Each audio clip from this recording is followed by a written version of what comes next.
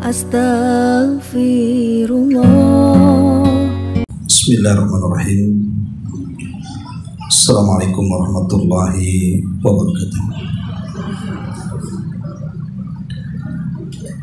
Alhamdulillah wassalatu wassalamu ala rasulillah wa ala alihi wa sahbihi wa mawalah wa la hawla wa la quwata illa billahi wa ba'du. Baik, kita lanjutkan kajian kita, masih membahas tafsir singkat dari surah Al-Baqarah, dan kita masuk pada ayat ke-213 dan kana an-nasu ummatan wahidatan faba'atha Allahu an-nabiyyina mubashshirina wa mundhirin wa anzala ma'ahumul kitaba bil haqqi liyahkuma bainan nas fi makhtalafu fihi wa makhtalafa fihi illa alladhina utuhu min ba'di ma ja'atuhumul bayyinah baghyan bainahum fahadallahu alladhina may yasha ila siratim mustaqim. Dahulu umat ini adalah umat yang satu. Setelah timbul perselisihan, lalu Allah mengutus para nabi untuk menyampaikan kabar gembira dan peringatan. Allah menurunkan bersama mereka kitab yang mengandung kebenaran untuk memberikan keputusan di antara manusia tentang perkara yang mereka perselisihkan. Tidaklah ada yang berselisih tentangnya kecuali orang-orang yang telah diberikan kitab setelah bukti-bukti yang nyata sampai kepada mereka. Karena kedengkian di antara mereka sendiri, maka dengan kehendaknya Allah memberikan petunjuk kepada mereka orang-orang yang beriman tentang kebenaran lurus berdasarkan kesiapannya untuk menerima petunjuk tersebut. Baik, masyarul muslimat yang dimuliakan Allah subhanahu wa ta'ala, ayat ini menjelaskan kepada kita tentang kondisi manusia dari zaman ke zaman. Di sini Allah mengatakan kana nasu ummatan wahidah. Dahulu manusia itu di atas umat yang satu.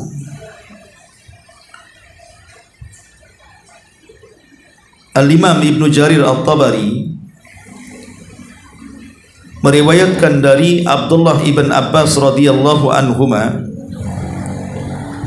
beliau mengatakan kana baina Nuhin wa Adam asyrata qurunin kulluhum ala syari'atin minal haqq fakhtalafu faba'atha Allahu an-nabiyyina mubashshirina wa mundhirin. Kata Abdullah ibn Abbas radhiyallahu anhuma, dahulu jarak dari masa Nuh ke Adam itu 10 kurun atau 10 abad.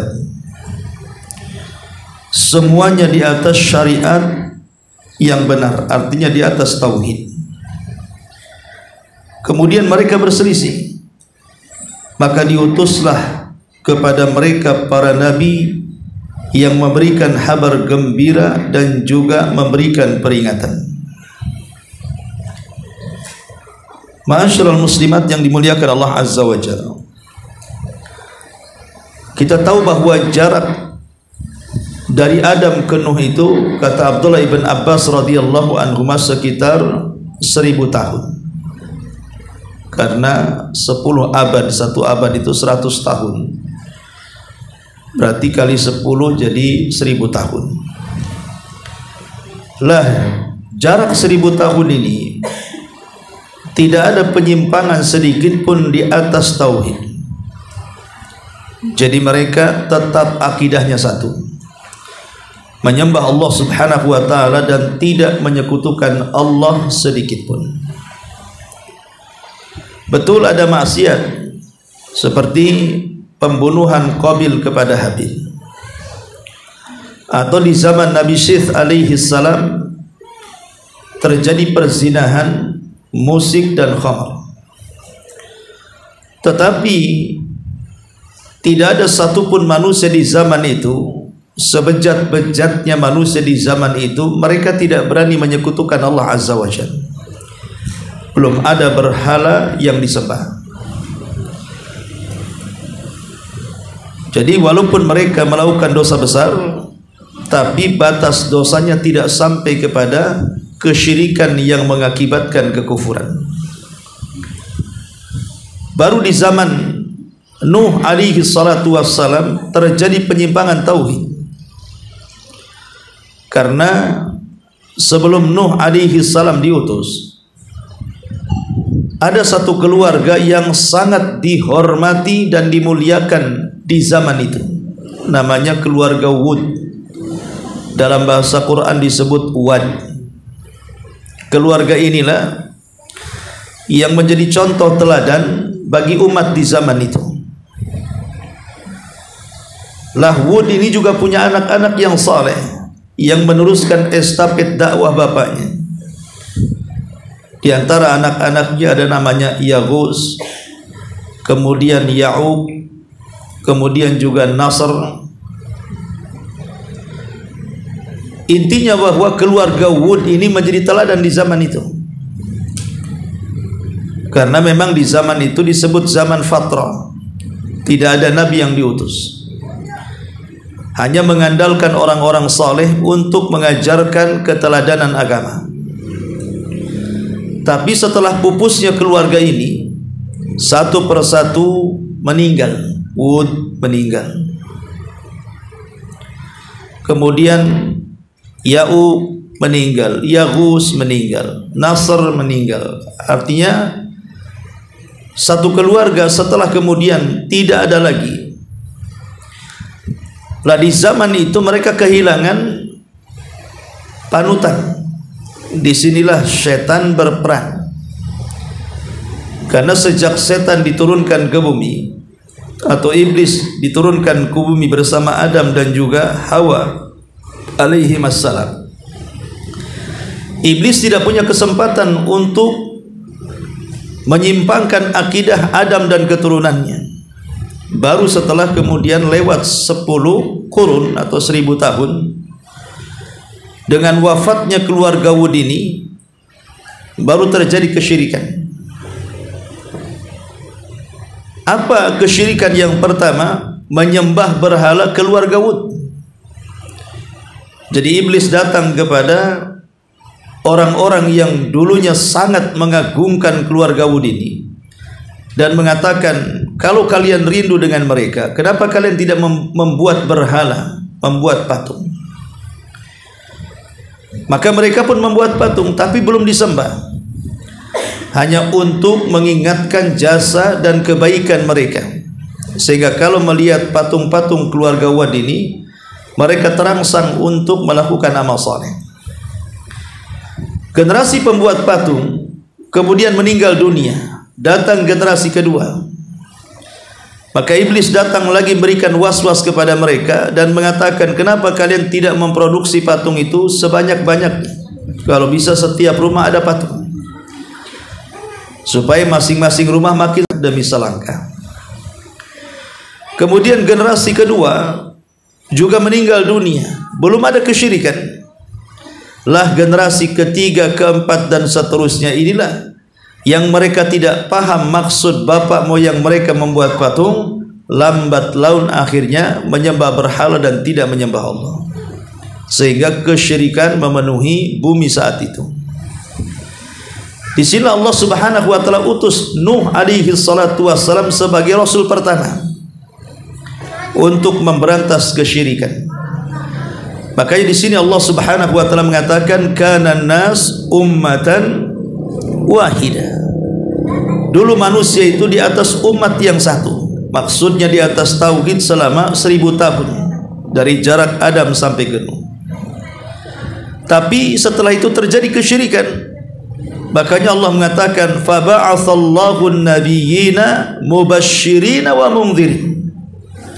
Maka Allah utus kepada mereka itu para nabi dan rasul guna memberikan kabar gembira dan juga memberikan peringatan. Wa anzala ma'ahul mulkitaba bil haqqi liyahkuma bainan nas fi makhtalafu fi. Bahkan para nabi yang diutus itu juga dibekali kitab, dibekali kitab-kitab langit berupa suhuf, kemudian Taurat, kemudian Zabur, Injil dan juga Al-Quran. Untuk apa kitab-kitab langit diturunkan dan dibekalkan kepada para utusan ini? Supaya dengan kitab itu bisa menghukumi manusia terhadap apa yang mereka perselisihkan. Jadi yang pertama kali diutus oleh Allah Subhanahu wa taala kepada manusia dari kalangan para nabi dan rasul setelah Adam, sejak terjadi kesyirikan itu adalah Nuh alaihi salam.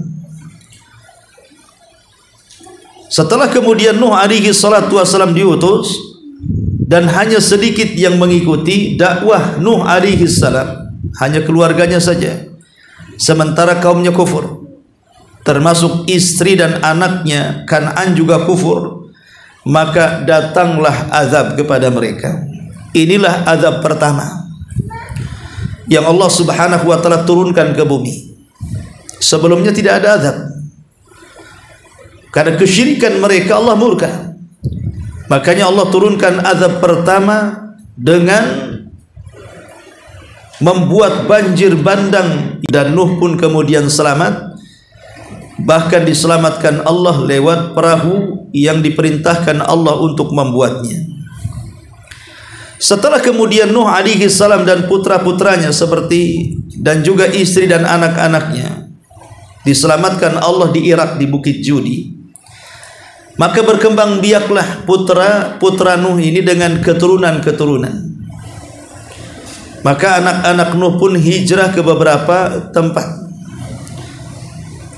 Makanya kita tahu bahwa manusia di bumi ini hampir secara keseluruhan atau secara keseluruhan adalah keturunan dari perahunya Nabi Nuh alaihi salam. Semua manusia yang hidup di zaman sekarang itu berasal daripada perahu Nuh alaihi salam. Karena Nuh alaihi salatu wassalam ketika azab itu datang meminta kepada Allah agar jangan ada satu jiwa orang kafir yang hidup. Nuh mengatakan, Rabbi la tadhar alal kafirina dayyara. Ya Rabb, jangan kau sisakan satu pun manusia kufur itu yang hidup di permukaan bumi kecuali kau binasakan. Dan Allah kabulkan. Sehingga tidak ada yang selamat kecuali dalam perahu itu. Lah berkembang biaklah keturunan Syam putra Nuh, Ham putra Nuh, kemudian juga Yafis putra Nuh.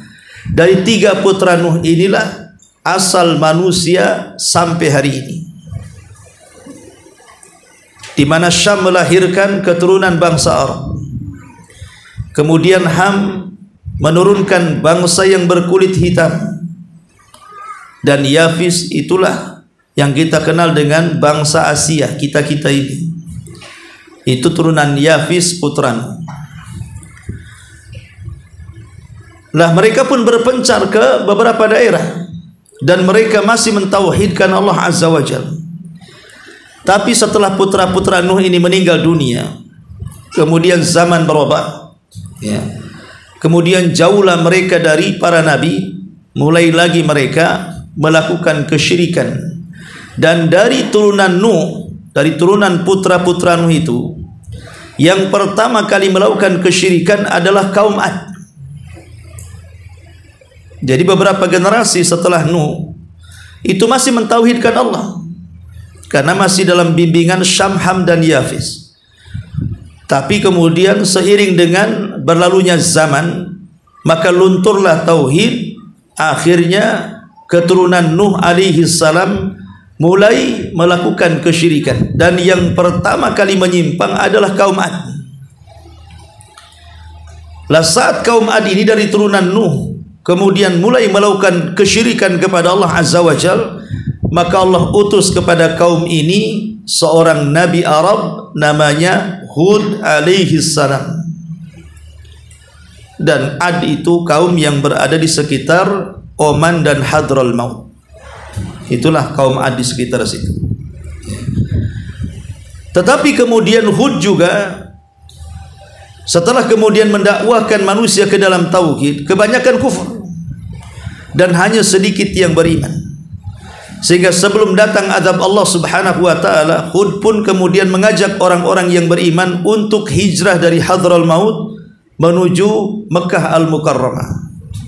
Saat Hud pergi itulah terjadi azab kedua yang turun ke bumi, berupa angin yang mengangkat seluruh kaum Ad sehingga mereka mati di atas langit selama 7 hari 8 malam. 7 malam 8 hari, sab'ata layalin wa thamaniyata ayyam.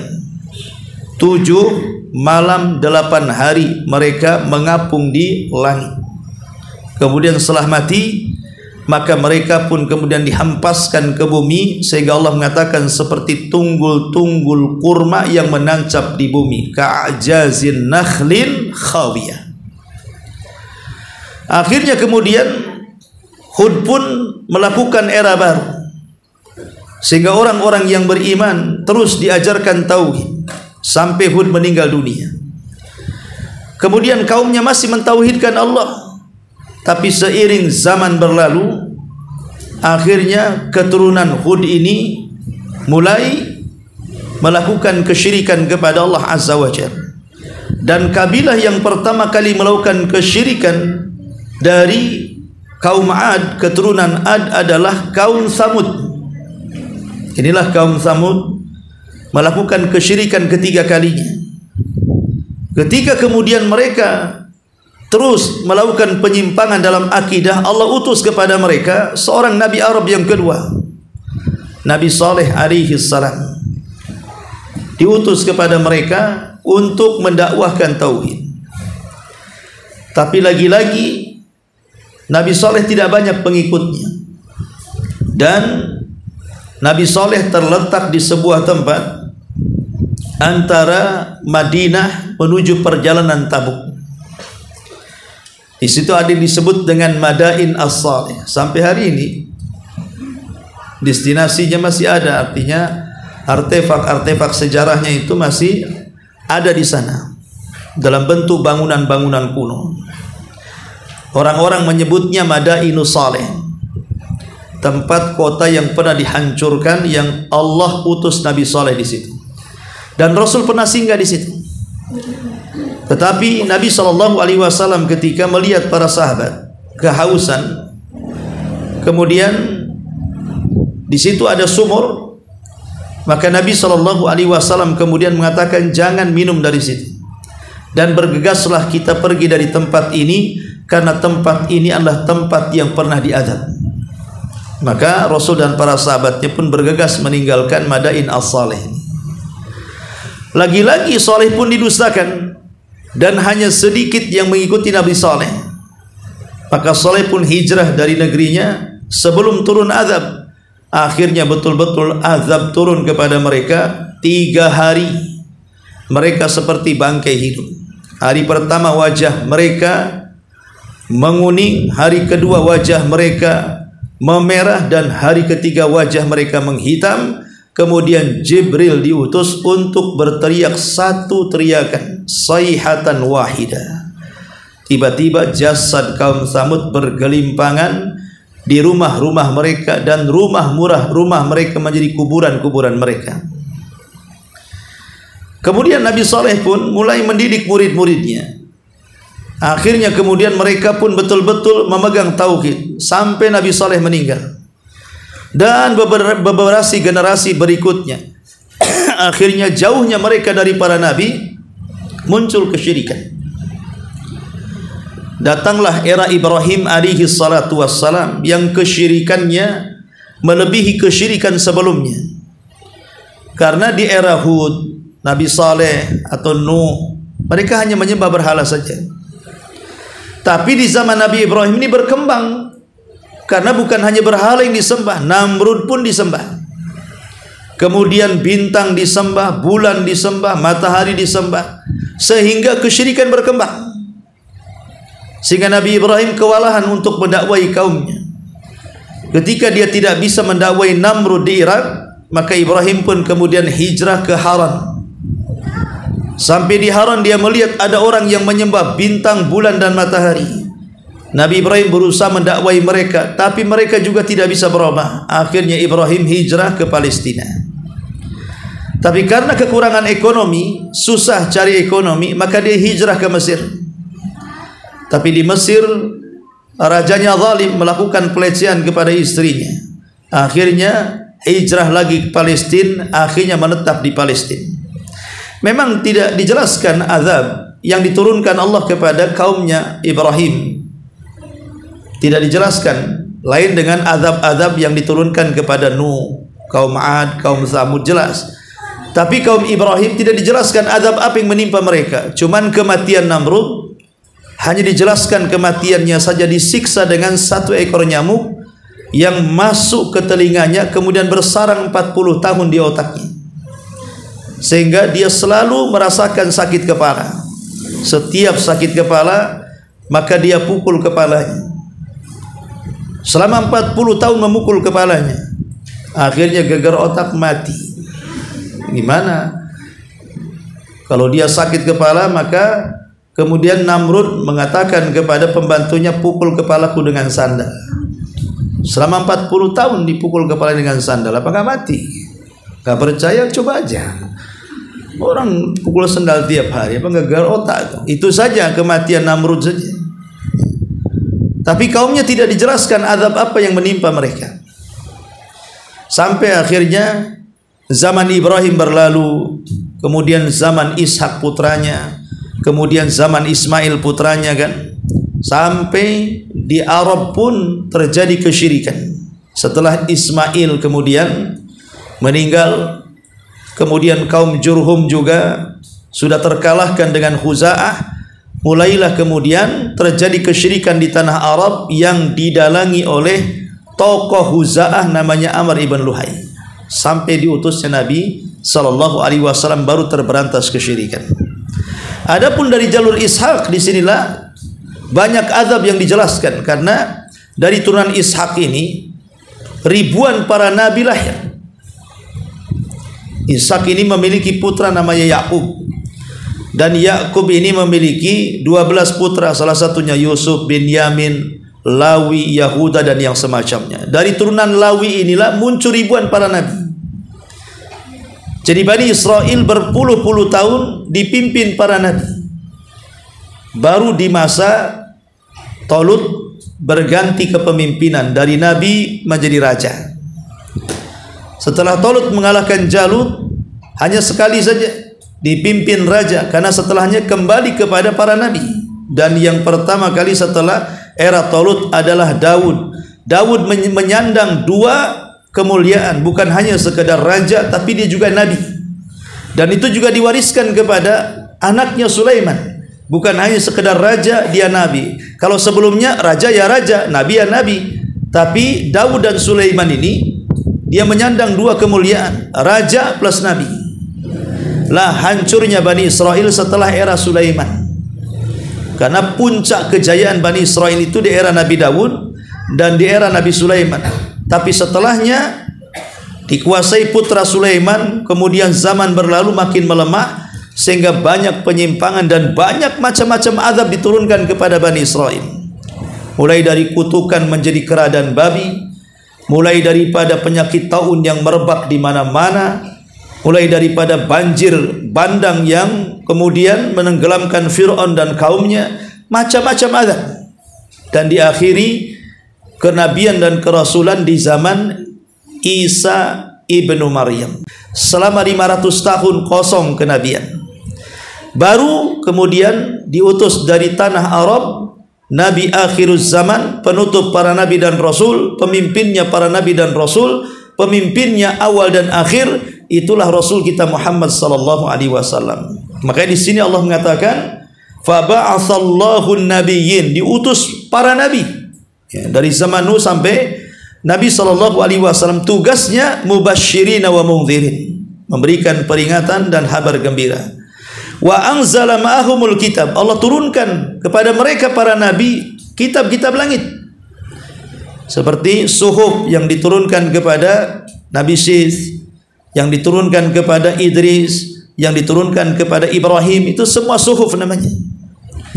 Kemudian di sana ada Taurat yang diberikan kepada Musa, Zabur yang diturunkan kepada Daud, Injil yang diturunkan kepada Isa, dan Al-Quran yang diturunkan kepada Nabi kita Muhammad SAW. Guna kitab-kitab itu adalah liyahkuma bain.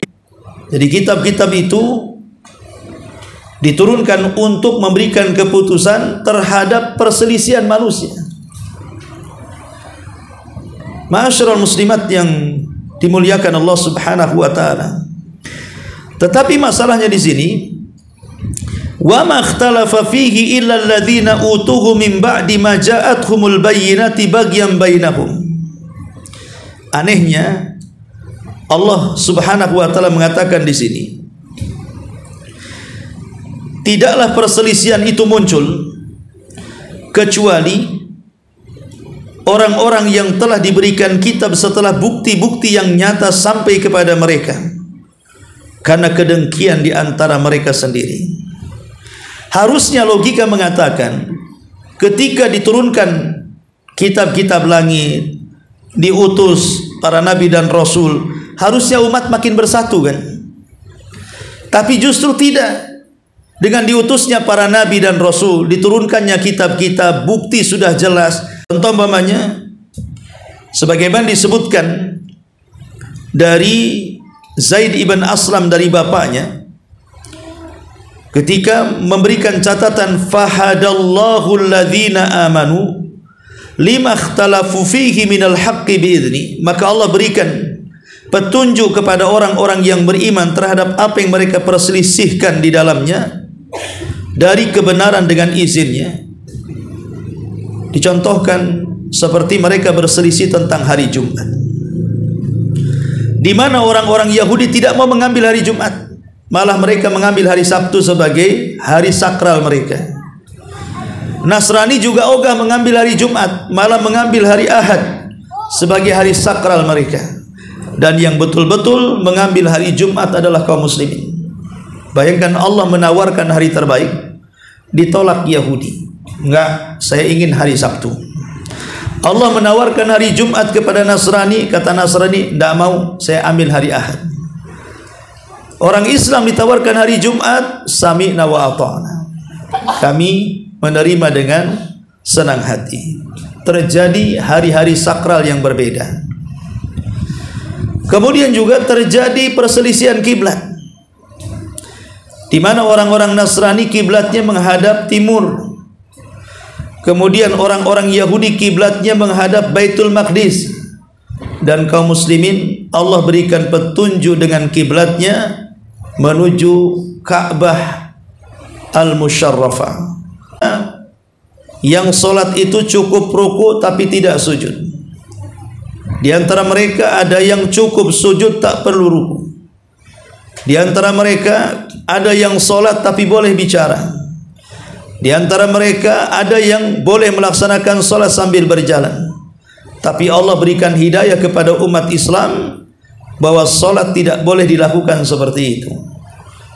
Ada rukunya, ada sujudnya, dan harus tenang, diam, khusyuk, tumakninah, tidak boleh diganggu dengan ucapan di luar salat atau gerakan di luar salat. Kemudian juga berselisih mereka tentang puasa. Di antara mereka ada yang berpuasa, maksudnya umat-umat terdahulu, ada yang ada puasa itu separuh hari saja. Di antara mereka puasa bukan dilihat hari tapi dilihat makanan. Biasa 2 piring, 1 piring saja. Tapi umat Islam kemudian mendapatkan petunjuk dari Allah bahwa puasa bukan setengah hari, tetapi full 1 hari dari terbit fajar sampai terbenamnya, dan tidak boleh makan mau banyak mau sedikit mau separuh, tetap dilarang dan dijadikan pembatal puasa. Mereka juga berselisih tentang Nabi Ibrahim. Orang-orang Yahudi mengatakan Ibrahim nabi kami, Nasrani mengatakan Ibrahim nabi kami.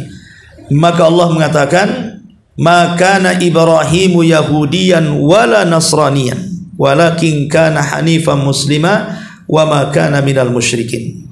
Ibrahim bukan Yahudi, Ibrahim bukan Nasrani. Ibrahim itu adalah orang yang lurus dan yang berserah diri dan yang tidak melakukan kesyirikan.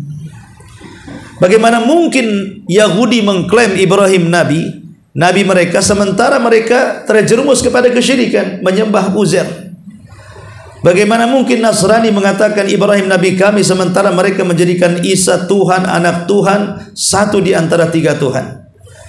Maka Ibrahim itu adalah orang yang mentauhidkan Allah Subhanahu wa taala, membawa tauhid bukan kesyirikan, dan itu selaras dengan agama Nabi sallallahu alaihi wasallam.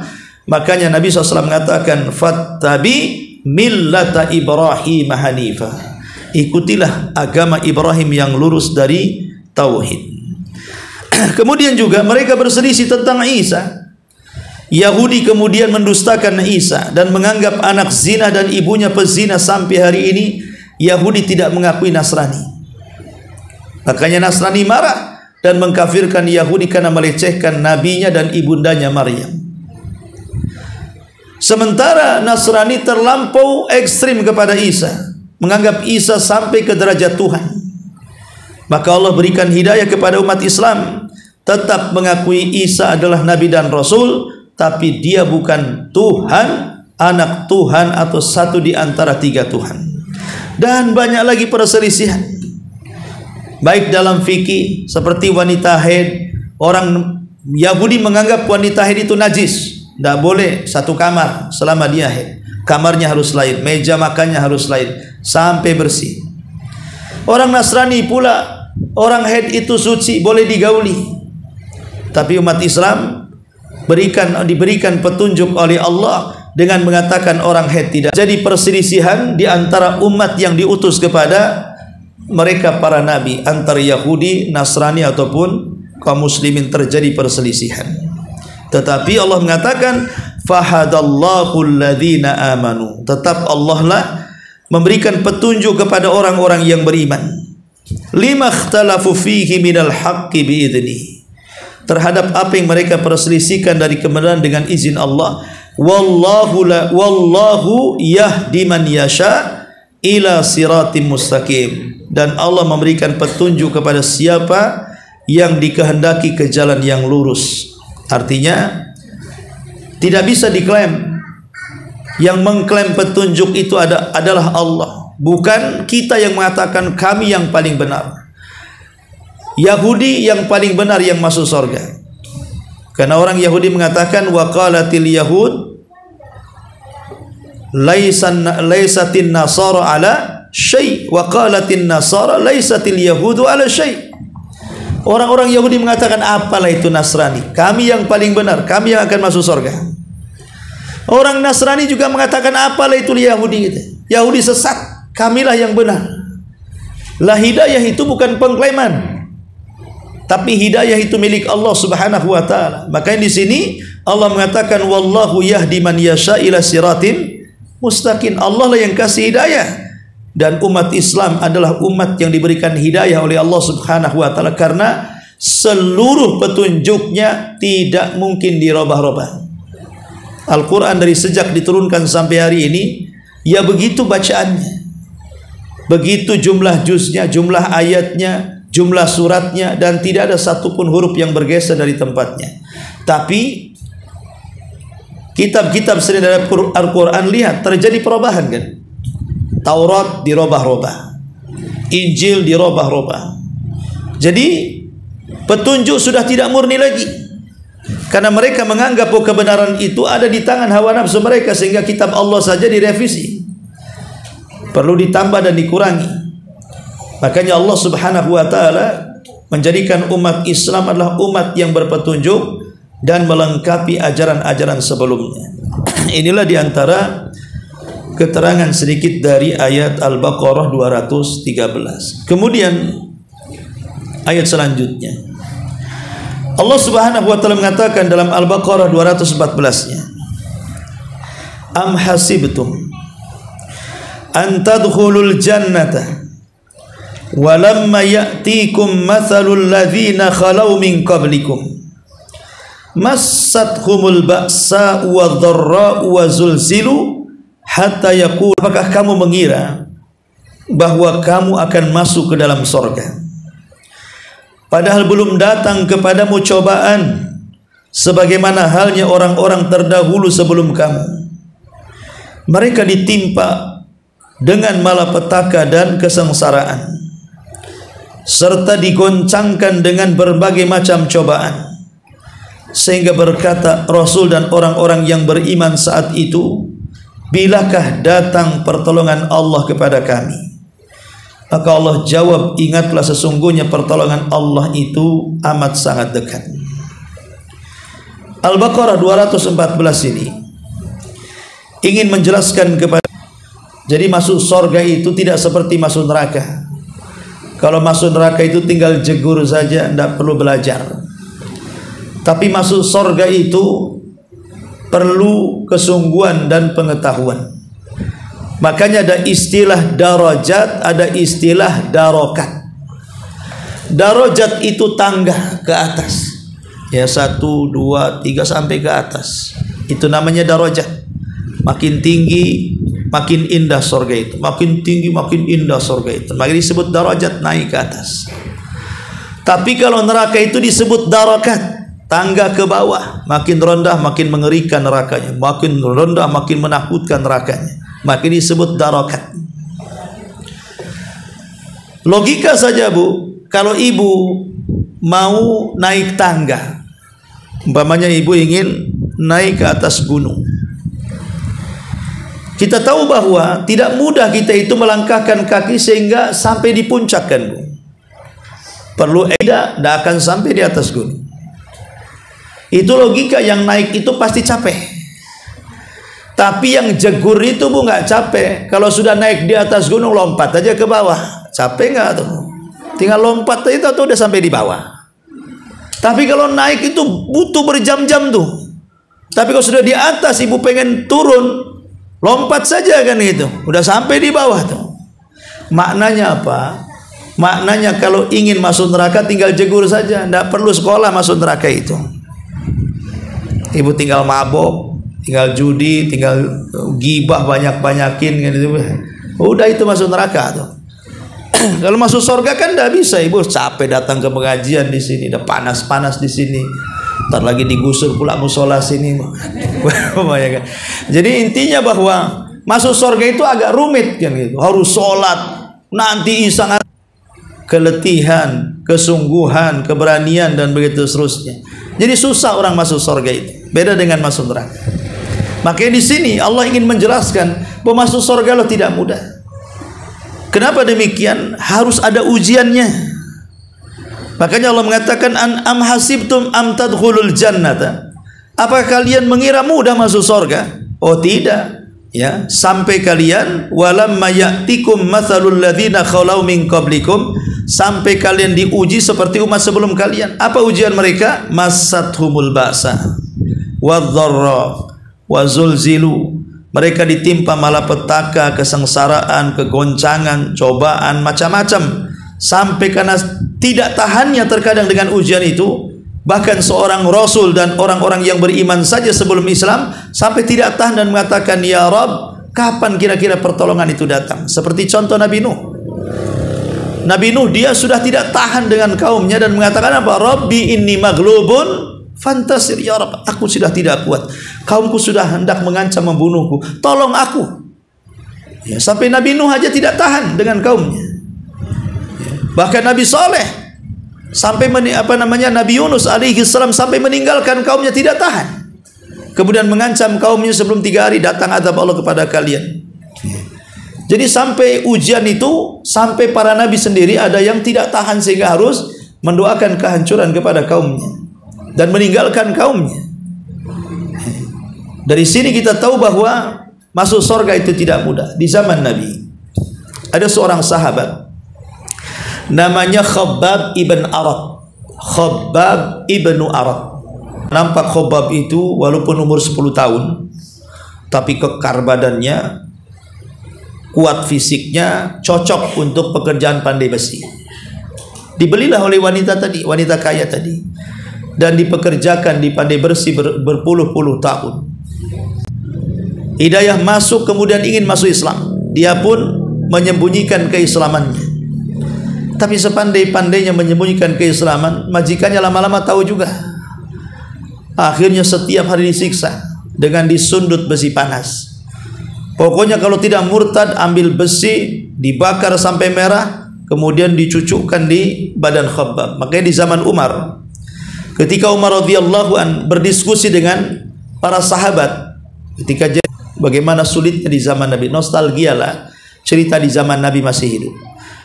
Ketika Khabbab disuruh oleh Umar ceritakan bagaimana nasibmu di zaman Nabi, Khabbab tidak bercerita, dia hanya membuka pakaiannya saja. Rupanya tidak ada satupun kulit kecuali ada bekas terbakar di situ, lubang-lubang.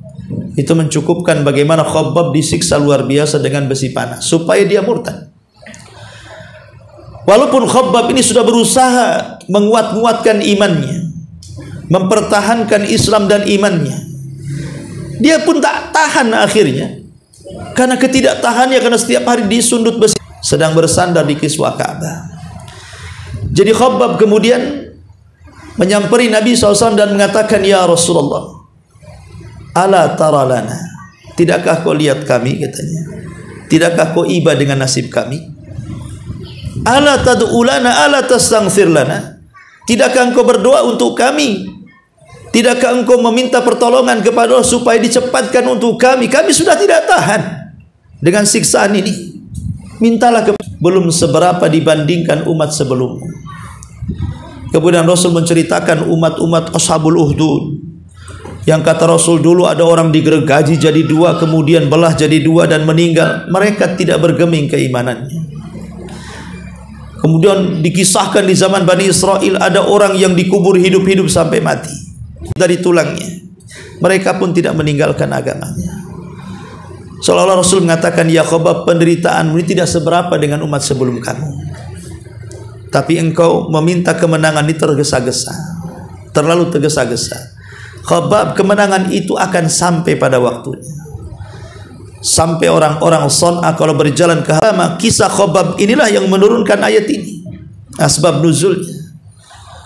Maka ketika itu turun ayat untuk menenangkan Khabbab ibn Arat, "Am hasibtum an tadkhulul jannata wa lamma ya'tikum mathalul ladzina khalau min qablikum massathumul ba'sa wa dharra wa zulzilu hatta yaqula ar-rasul wal ladzina." Akan masuk surga begitu saja, padahal belum datang kepadamu cobaan sebagaimana halnya orang-orang terdahulu sebelum kamu juga banyak cobaan.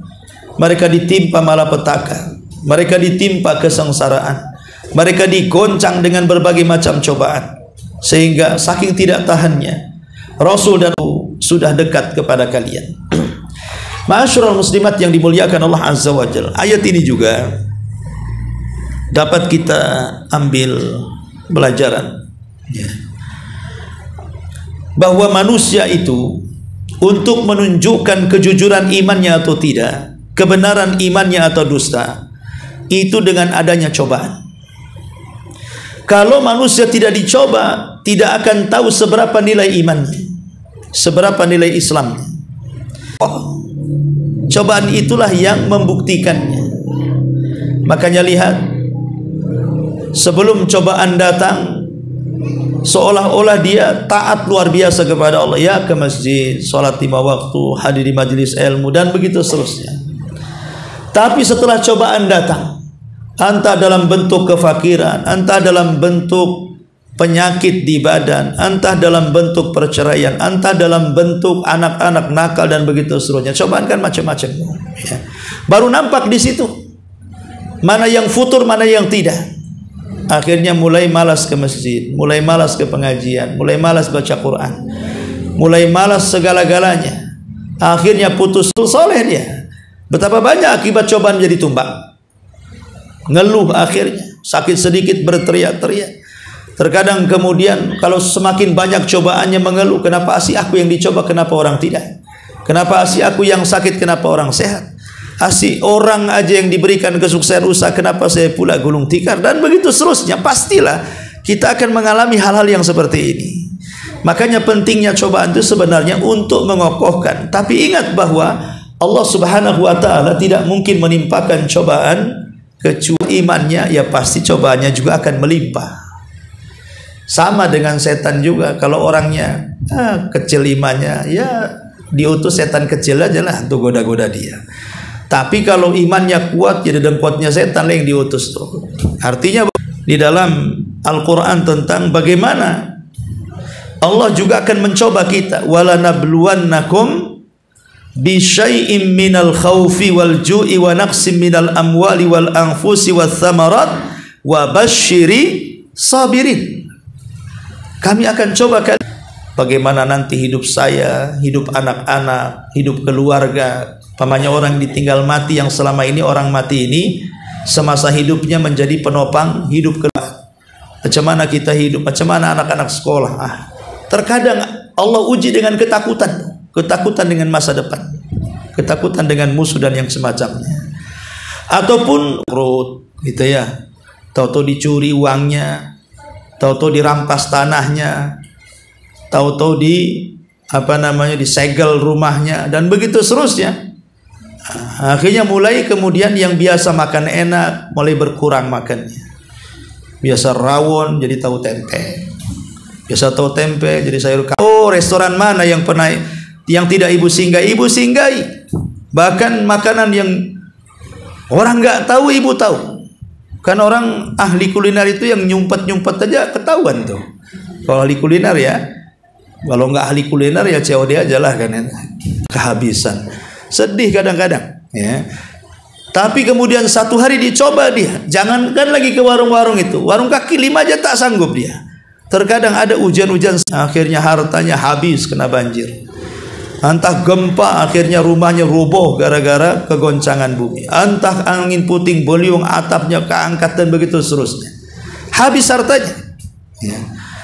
Wal anfus, ataupun jiwa maksudnya sendiri yang sakit, bertahun-tahun tak bangun-bangun, harus di kursi roda, dibaringkan, ngerepotin orang ramai dan begitu seterusnya. Wal anfus, itu ujian dari Allah Subhanahu wa ta'ala. Atau wathamarat, ataupun buah-buahan, seperti kelangkaan bahan pokok gitu kan. Bawang mahal, sekarang mahal bawangnya. Tapi kalau ingin, tapi intinya bahwa buah-buahan itu ya maksudnya beras, padi, buah-buahannya segala macam yang kita makan lah maksudnya thamarat di sini ya. Kelangkaan karena naiknya bahan makanan pokok sehingga kita tidak sanggup beli banyak, akhirnya makannya pun dibatasi dan begitu seterusnya. Lah ini semua akan terjadi pada orang-orang yang sabar. Dan tidaklah orang sabar dengan ujian kecuali orang-orang yang beriman. Ajaban li amril mu'min, kata Nabi. Sungguh heran perkaranya orang yang beriman itu. Kenapa? Inna amrahu kullahu khair. Semua perkara di hadapan orang yang beriman itu semua dianggap baik. In asabathu sarra syakar. Kalau ditimpa baik ya dia bersyukur. Wa in asabathu dharra sabar. Kalau ditimpa buruk ya ia sabar. Dua-duanya baik. Mau di atas nikmat baik, mau di atas musibah baik. Itulah orang yang beriman. Karena dua-duanya ladang pahala bagi orang yang timpakan musibah, dia baik, kan itu ladang pahala. Karena semakin sabar tanpa beramal, sabar kan gak usah beramal bu. Lain dengan sholat, datang ke masjid, puasa lapar-lapar, zakat mengeluarkan harta. Sabar itulah diam saja. Itu kan amalan hati sabar itu. Tapi pahalanya melebihi sholat, melebihi zakat, melebihi baca, melebihi semua ibadah. Karena sabar itu pahalanya tanpa batas. Innama yuwaffas sabiruna ajrahum bighairi hisab. Ma'asyiral muslimat yang dimuliakan Allah Subhanahu wa taala. Intinya bahwa ayat ini memberikan pelajaran kepada kita bahwa Allah terkadang mengetes keimanan kita dengan diujikan. Kenapa? Karena sabar ini membawa pertolongan Allah. Orang kalau sabar, inna ma'al usri yusra, pasti di balik kesulitan ada kemudahan. Dengan sabar datang pertolongan Allah. Dengan sabar kita akan mendapatkan banyak kebaikan, karena sabar ini melahirkan sifat yang banyak. Dengan sabar akhirnya lahir qanaah, dengan sabar lahir redha, dengan sabar lahir ikhlas. Jadi dengan sabar ini banyak nanti ibadah-ibadah yang lain ngikut tuh ya. Tapi kalau tidak sabar, penyakit hati banyak jadinya. Orang kolesterol naik, darah tinggi naik, akhirnya stroke ya. Itu karena tidak sabar ya. Kemudian juga dengan sabar bukan hanya itu saja, terangkat derajatnya, kesalahannya akan dihapus, ampunan Allah turun, dan dengan sabar Allah akan berikan pujian kepada dia, dan rahmatnya akan turun, serta hidayah Allah subhanahu wa ta'ala juga akan turun. Makanya Allah mengatakan wa basyirus sabirin alladzina idza asabatum musibatun qalu inna lillahi wa inna, rahmat dan juga rahmat, wa ulaika humul muhtadun, dan bagi mereka juga dapat bimbingan Allah subhanahu wa ta'ala. Wallahu alam. Ini diantara dua ayat dari surah Al-Baqarah ayat 213 dan 214. Baik, sampai di sini. Sebelum saya tutup, silakan kalau ada yang bertanya.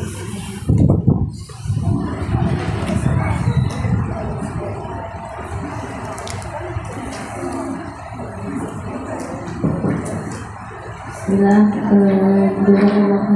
atas paparan ilmu yang diberikan kepada kami. Mudah-mudahan kami bisa mengambil hikmah dan pelajaran dari apa yang disampaikan, dan bisa kami amalkan dalam kehidupan kami sehari-hari, terutama tentang sabar. Saya diuji oleh Allah, dan saya selalu mengajukan permasalahan saya kepada Allah dalam setiap sholat saya dan sujud-sujud saya. Cuma terkadang saya selalu curhat, isinya dia bercerita kepada teman atau sahabat dia tentang masalah yang dia hadapi. Apakah saya ini termasuk orang yang tidak ridho dan sabar dengan ujian yang Allah berikan? Ustaz, karena saya sudah cerita kepada sahabat saya tentang masalah yang saya hadapi. Jazakallahu khairan, semoga Allah merahmati Ustaz dan keluarga Ustaz. Ya, alhamdulillah. Sabar itu mengeluhkan setiap masalahnya kecuali kepada Allah. Seperti yang dilakukan Nabi saat pulang dari Taif, maka dia mengatakan, aku hanya menyerahkan seluruh urusanku kepadamu ya Rabb. Kalau memang ujianku di Taif ini, aku dilempari batu dan segala macamnya, bukan bagian daripada murkamu kepada aku gak peduli. Rasul mengatakan, kalau memang aku disakiti orang Taif itu bukan bentuk azab yang kau timpakan kepada Allah, meyakini bahwa ujian itu bukan azab dari Allah. Kan ada orang yang menjadikan ujian itu seolah-olah azab. Azab betul aku ini kadang ya. Jadi ujian itu belum tentu dalam bentuk azab. Boleh juga ujian itu dalam bentuk kenaikan pangkat. Mungkin pangkatnya akan diangkat, artinya derajatnya akan diangkat, kesalahannya akan dihapuskan, dosa-dosanya akan dihilangkan. Sekali lagi, tingkatan 3 sabar kan macam-macam lah. Kalau yang tadi ceritakan, yang jelas bahwa kalau tujuannya kepada Allah subhanahu wa ta'ala, pertama dia mengeluhkan masalahnya kepada Allah, kemudian dia mencari akhdhu bil asbab. Setelah dia berdoa kepada Allah, dia mengambil sebab. Oh, ada kawan ini bisa dipercaya dan tidak mengumbar aib kita kepada orang lain. Gak masalah kalau kawan ini orang dekat kita, bisa dijadikan curhat. Dan kita sudah tahu tidak mungkin, dia pun sudah tahu dalaman kita, tidak mungkin menyebarkan fitnah dari kita. Gak ada masalah.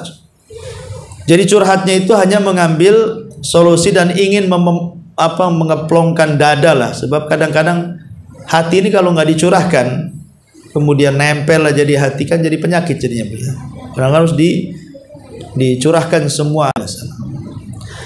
Tapi kalau maksudnya adalah dia curhat kepada orang itu, mencari solusi dan menafikan Allah, tidak pernah dia berdoa kepada Allah, meminta sepertiga malam itu bangun tahajud, tidak pernah seperti itu. Malah kemudian datang kepada manusia kemudian minta solusinya. Selamanya manusia itu terkadang ngasih solusi, tapi terkadang solusi ini bukan menyelesaikan masalah. Banyak juga solusi itu menambah masalah. Karena manusia itu bukan pendatang masalah dan bukan penuntas masalah. Masalah kan begitu. Jadi manusia itu secerdas-cerdasnya manusia memberikan solusi. Solusi itu belum tentu tepat. Tapi Allah Subhanahu wa taala pasti tepat. Sesuai penyelesaian dengan Al-Qur'an dan sunnah Nabi SAW. Minta kepada Allah untuk diselesaikan. Dengan cara apa ya? Datang ke orang alim yang tahu tentang Quran dan sunnah. Nanti kan mereka kasih pencerahan sesuai dengan Quran dan sunnah. Tapi kalau curhatnya ke orang-orang awam, ada masalah, kadang-kadang jadi fitnah. Pamannya nih, ada seorang istri kerja di kantor, masalah dengan suaminya. Di kantor itu pula stafnya banyak yang laki-laki. Kebetulan ada temannya pula laki-laki, curhat tentang suaminya. Akhirnya kemudian dijawab begini, menghayal dia. Coba kalau suami saya kayak kamu, katanya. Bayangkan, langsung dibanding-bandingkan.